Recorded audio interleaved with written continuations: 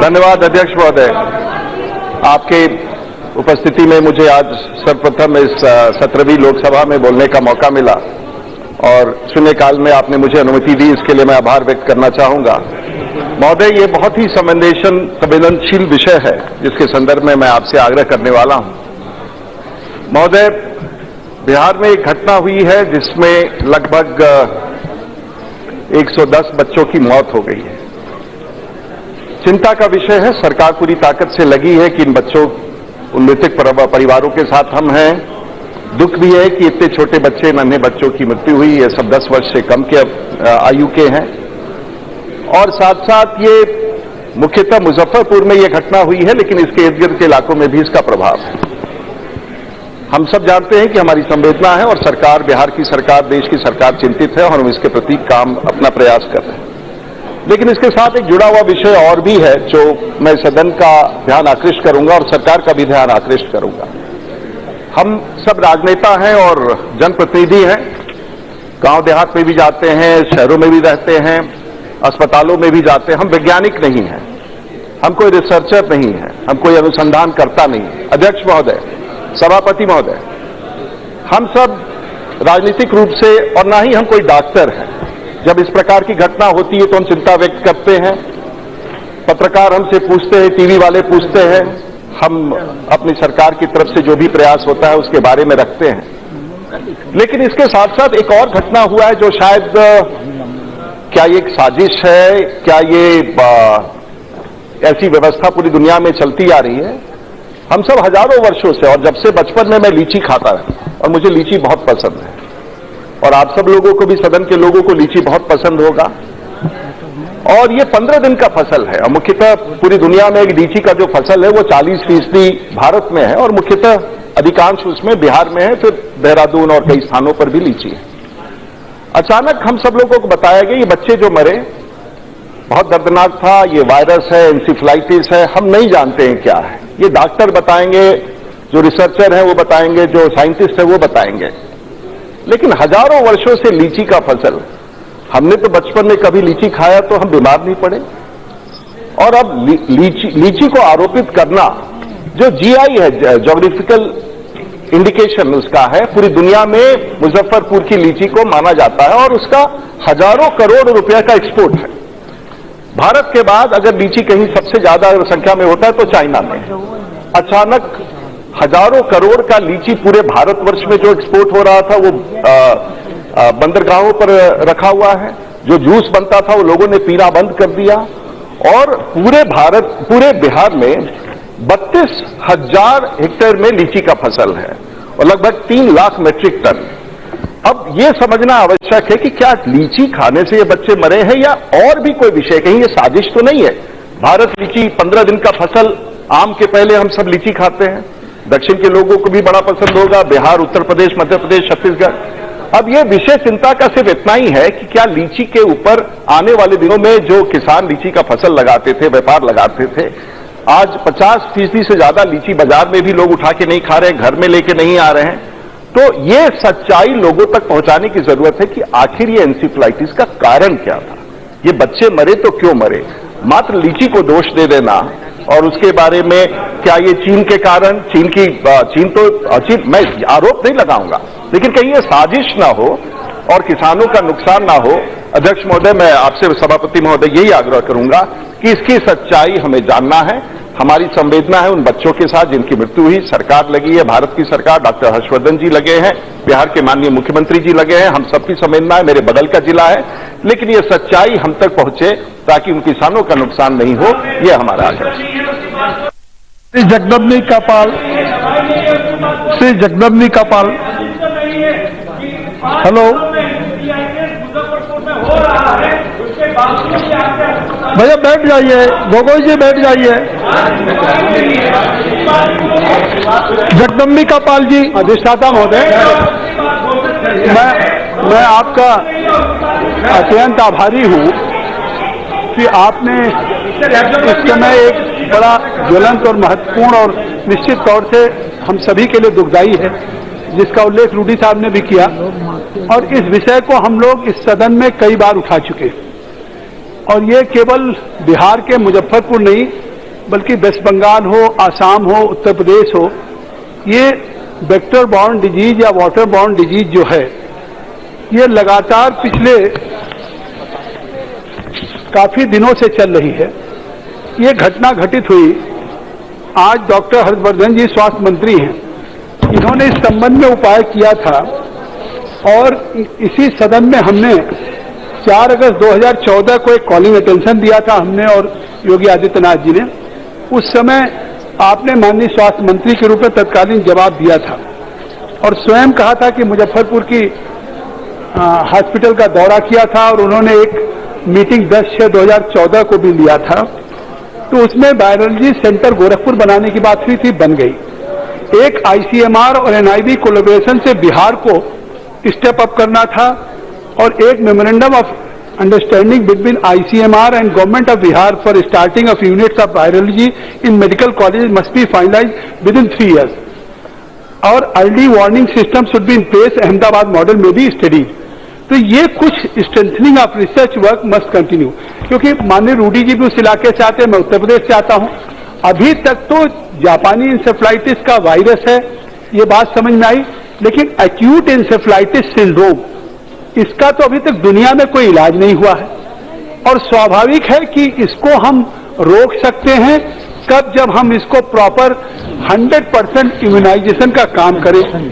ये बीमारी कोई हमारी कंट्री से नहीं आई, जापान से आई, कोरिया से आई, ताइवान में आई, मेनलैंड चाइना में थी। आज उन कंट्रीज में इम्यूनाइजेशन से, टीकाकरण से अपने यहाँ बीमारी को मैं अपनी बात को संक्षिप्त में रखी, बहुत गंभीर मामला है, मैं बहुत संक्षिप्त रख रहा हूं, मैं कोई इससे।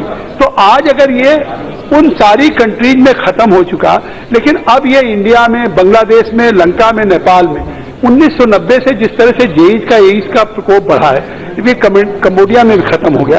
तो मैं चाहता हूं कि आज इतनी बड़ी, जिस तरह से मुजफ्फरपुर में 152-54 बच्चों की मृत्यु हो गई असामयिक, और जो बच्चे बच भी जा रहे हैं वो मेंटली रिटार्डेड हो जा रहे हैं। एक तो गरीबी है और उस पे गरीबी पे उन बच्चों की बीमारी के बाद अगर वो सरवाइव करते हैं, मेरा आपसे प्रार्थना है कि कंक्लूड कीजिए। मैं कंक्लूड करता हूं। तो इसलिए मैं चाहता हूं कि माननीय स्वास्थ्य मंत्री जी इस सदन में मौजूद हैं, इस मामले में बहुत संवेदनशील हैं। उन्होंने स्वयं तत्कालीन स्वास्थ्य मंत्री के रूप में कदम उठाए थे, हम लोगों की बैठक बुलाई थी, खुद दौरा किया था। इस बार भी मुझे डॉक्टर संजय जायसवाल जो एडवाइजरी दिया था वो बातें पूरी हुई। बहुत बहुत धन्यवाद सभापति महोदय, आपने मुझे इस बहुत महत्वपूर्ण मुद्दे में बोलने का मौका दिया। पूरा बिहार, मुजफ्फरपुर से लेकर के हमारा चंपारण और पूरा इलाका त्राहिमाम कर रहा है एक्यूट एन्सेफेलाइटिस सिंड्रोम में। आज यह भी नहीं पता है कि यह एक्यूट एन्केफेलाइटिस है या एन्केफेलोपैथी है। और मुझे याद है कि 2014 में हम लोग जब पार्लियामेंट्री स्टैंडिंग कमेटी के सदस्य थे, तो एटलांटा जो विश्व का सबसे बड़ा वायरोलॉजी सेंटर है, वहां से भी वैज्ञानिकों को हम लोगों ने बुलाया था और उस समय गोरखपुर का और मुजफ्फरपुर का सारा रिपोर्टिंग किया था। पर दुर्भाग्य से एटलांटा के विश्व के जो सबसे बड़े वायरोलॉजी सेंटर है, वह भी इसको डायग्नोसिस करने में सफल नहीं हुआ कि इसका कारण क्या है। आपके माध्यम से मैं माननीय हर्षवर्धन जी से अनुरोध करूंगा कि कृपया कर इसके लिए एक या तो एम्स पटना में या एसकेएमसीएच में वायरोलॉजी का एक सेंटर शुरू किया जाए और आईसीयू, एनआईसीयू की संख्या हमारे इलाके में हर प्राइमरी हेल्थ सेंटर को दी जाए और साथ में ग्लूकोज का जो, क्योंकि सब में एक ही कॉमन फैक्टर है कि सबके बच्चों में ग्लूकोज की कमी हो जाती है। तो मैं चाइल्ड एंड डेवलपमेंट मंत्री से भी, बाल कल्याण विभाग से भी अनुरोध करूंगा कि सभी आंगनबाड़ी सेंटरों पर रात्रि खाने का भी प्रबंध किया जाए, जिससे कोई बच्चा, जैसे आंगनबाड़ी सेंटर में सुबह खिलाया जाता है, अभी कम से कम अगले 2 महीने तक रात्रि भोजन का भी प्रबंध बाल कल्याण विभाग करे कि किसी बच्चे को हाइपोग्लाइसेमिया के कारण जो हम लोग डेथ देख रहे हैं उससे हम बच सकें। बहुत बहुत धन्यवाद डॉक्टर जायसवाल। अधीर रंजन चौधरी जी, आपकी नोटिस थी तो आप, मगर मेरा निवेदन है कि आप संक्षिप्त में रखिए। Sir, number of speakers from ruling party have already been participated in this issue. Sir, आपको सारे जानकारी होंगे कि जो चमकी बुखार, दिमागी बुखार जिसको कहते हैं एक्यूट एन्केफेलाइटिस सिंड्रोम, इसके चुंगल में आ गए बिहार की एक बड़ा हिस्सा, जिसके एपिसेंटर होते हैं मुजफ्फरपुर। और कितने लोगों की मौत हुई, कितने बच्चों की मौत हुई, कितने घर की उजाले बुझ गए हैं, उसको पता हमें नहीं है। सरकारी आकलन कहते हैं कि 135 से 150। उसके अलावा दूर दराज गांव में कहां किसका मौत होता है उसका कोई आकलन नहीं है। ये हमारे संजय जायसवाल जी बिहार से आकर डॉक्टर भी है, वो कहते थे कि ग्लूकोज की कमी होता है तो कम से कम प्राइमरी हेल्थ सेंटर में एक ग्लाइकोमीटर तो रहना चाहिए मौजूद, वो नहीं है। बिहार की हालत बहुत बुरा है और मुझे अचरज लगता है जब इतनी बड़ी त्रासदी बिहार को सारे बिहार के हिस्से में फैले चुके हैं, तो वहां का डिप्टी सीएम उसको जब पूछा गया कि क्या हो रहा है, वो कहता है कि हमें एनपीए की बारे पूछो, बैंक की बारे पूछो, बाकी किसी के बारे में नहीं पूछे। दिल्ली में जब केंद्रीय मंत्रालय को पूछने गए पत्रकारों ने, तो यहाँ के मंत्री जी की तरफ से पूछा गया कि भाई हिंदुस्तान और पाकिस्तान के क्रिकेट में क्या नतीजा निकले, उससे बात करवा दें। तो यही हालात है, इस तरीके की लापरवाही के चलते हालात बिगड़ते जा रहे हैं।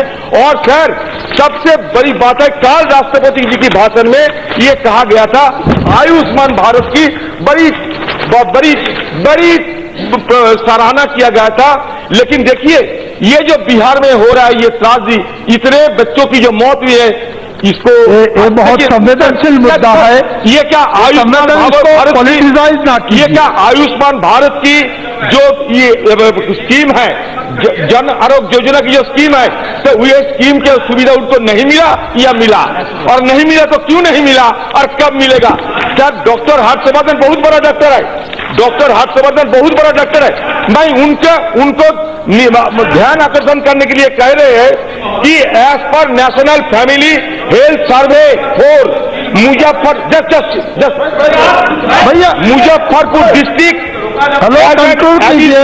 अधीर रंजन जी, बहुत सारे स्पीकर है सर, बहुत सारे स्पीकर है सर, हमें एडजर्नमेंट मोशन दिया था, ये क्या बात हो रहा है? बहुत सारे Muzaffarpur district has an abysmal record of child nutrition. Nearly 48% of children under the age of 5 are stunted, short for their height. 40% are underweight, a glaring sign of chronic undernutrition. Sir, as per World Health Organization recommendation, last minute, patient-doctor ratio must be 1:1000 of the population. However, in Bihar, there is one doctor for a population of over 50,000.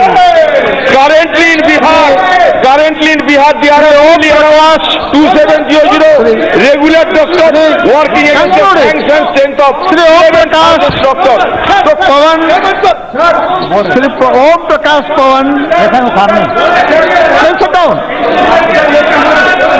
अध्यक्ष महोदय, आप लोग अपने को associate कर सकते हो। से मेरा अनुरोध है यू एसोसिएट